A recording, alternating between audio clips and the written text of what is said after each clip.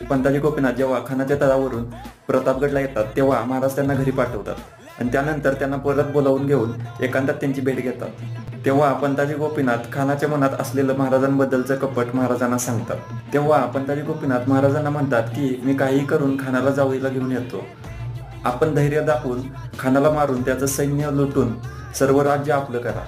त्यानंतर महाराज पंताजी गोपीनाथ यांना 5,000 बक्षीस देतात आणि खानाला सांगायला सांगतात की महाराजांना खानाची भीती वाटते, खान वडील वाईला येऊन भेट घेण्याचा धीर होत नाही, त्यामुळे आपण मेहरबानी करून जावळीला याल तर नक्की भेट घेऊ।